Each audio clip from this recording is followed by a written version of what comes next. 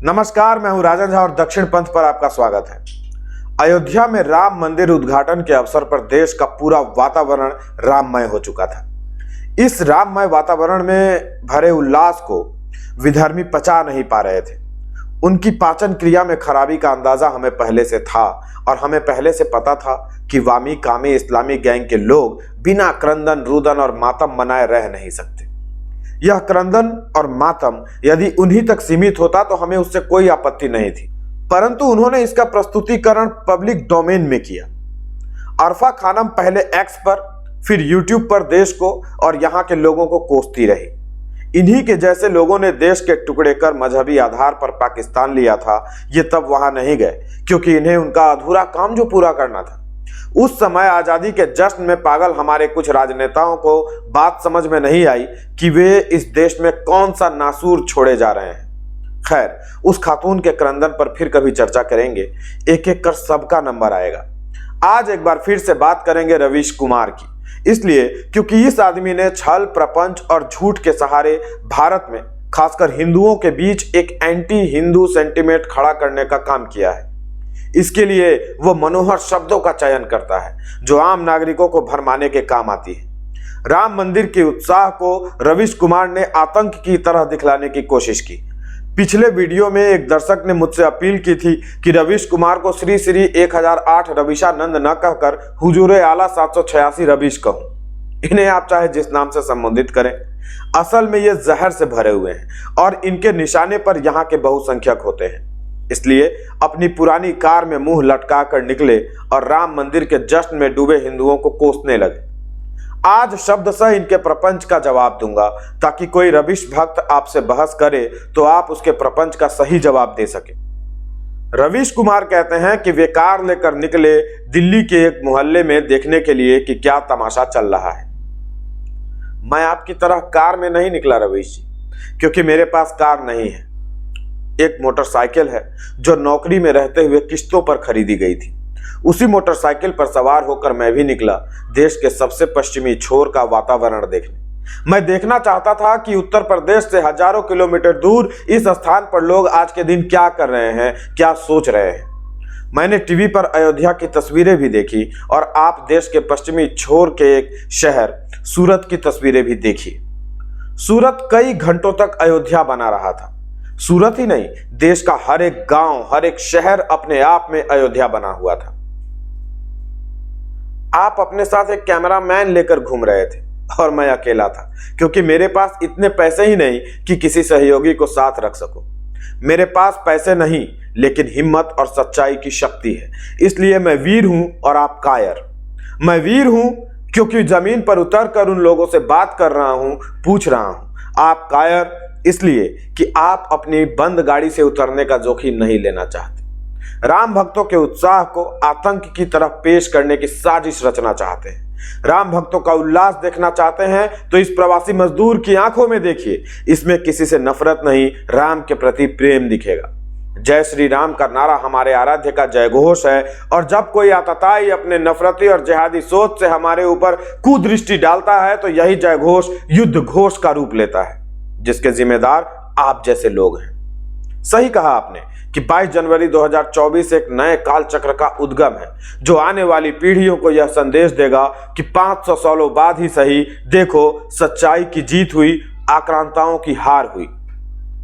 पीढ़ियां अपने इतिहास के शिक्षकों से पूछेंगी कि हमें आजादी तो 1947 में ही मिल गई थी, फिर राम मंदिर बनने में 75 साल कैसे लग गए।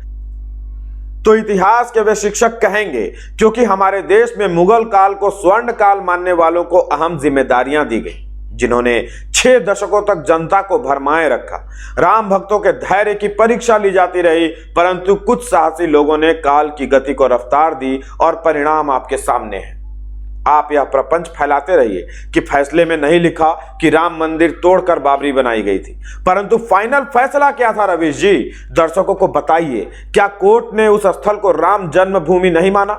जब कोर्ट ने उसे राम जन्मभूमि मान लिया तो आप कोर्ट के विरुद्ध यह प्रपंच क्यों फैला रहे हैं? क्यों लोगों को गुमराह कर रहे हैं? इसलिए ताकि कुछ कट्टरपंथी आपका वीडियो देखकर बाहर निकले और बहुसंख्यकों पर हमले करें, जैसे मीरा रोड में हुए। आप पर दंगा भड़काने का आरोप क्यों न लगाया जाए रवीश जी?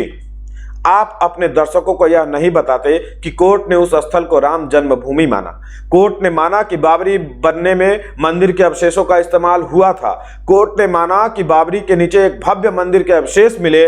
आप और क्या कहलवाना चाहते थे कोर्ट से, जो प्रपंच फैलाकर आप एक कट्टर और असहिष्णु आबादी को भड़का रहे हैं? आपकी बातों में यदि सत्यता होती तो कोर्ट का फैसला होता कि बाबरी दोबारा बना दी जाए, राम भक्तों को अलग स्थान दिया जाता मंदिर बनाने के लिए। आप अपना शोकग्रस्त सड़ा हुआ मुंह लेकर एक गली में घूमे जहां लोगों के उत्साह को आतंक का रूप दिखाने की कोशिश की, लेकिन राम भक्तों के उस उत्साह को भांपना भूल गए जो 500 सालों से अपने आराध्य को अपने घर में देखना चाहते थे। आप बेतहाशा में डूबी उन थरथराती आवाजों को सुनने निकले जो चाहते थे कि देश के अंदर हर शहर एक एक पाकिस्तान बना दिया जाए और फिर डायरेक्ट एक्शन जैसा कोई कारनामा करके इस देश को खंड खंड करके कई पाकिस्तान बना डाले जाए। लेकिन राम मंदिर उद्घाटन के अवसर पर हिंदुओं की एकता और उत्साह ने जिहादी तत्वों के मंसूबों पर पानी फेर दिया। उनकी आवाज थरथराने लगी। वही थरथराती आवाज आपको सुनाई पड़ रही है जो आपको परेशान कर रही है। वो आवाजें थरथराती ही रहेंगी रवीश जी, क्योंकि यह हिंदुओं का नवजागरण काल है। हम नफरत नहीं फैला रहे, परंतु अपनी शक्ति संचित कर रहे हैं ताकि जब जब हमारे अस्मिता पर आक्रमण होगा हम अपनी सुरक्षा कर सके। आपको थरथराती आवाज मुबारक, मुझे राम का जय घोष। मैं भी सड़कों पर था और मैं उन लोगों के हर्षित चेहरे देखने निकला जिन्होंने 22 जनवरी 2024 को खोई हुई उम्मीदें प्राप्त की। मैं उस 7-8 साल के मजदूर के लड़के का उत्साह देखने निकला जो आने वाली पीढ़ियों को बतलाएगा कि मेरे बचपन में जब प्रभु राम गृह प्रवेश कर रहे थे तो हजारों किलोमीटर दूर मैं सड़कों पर उनके नाम का जयकारा लगा रहा था। मील में काम करने वाला एक प्रवासी मजदूर जो दिन भर सूरत के डायमंड या कपड़ा फैक्ट्री में काम करके अपने परिवार वालों को 2 वक्त की रोटी खिलाता है, उसे इस दिन की अहमियत पता है। तभी 22 जनवरी को यह मजदूर घर में आराम नहीं करता बल्कि सड़कों पर उतरकर राम नाम का ध्वज पताका लहराता हुआ दिखाई पड़ता है। उसे कोई फर्क नहीं पड़ता वह झारखंड में है या अयोध्या में है या सूरत में है। रवीश जी, आपको क्या लगता है कि जो लोग मंदिर के उद्घाटन के बाद अयोध्या जा रहे हैं वो कौन लोग हैं? IT सेल वाले, मोदी भक्त या राम भक्त?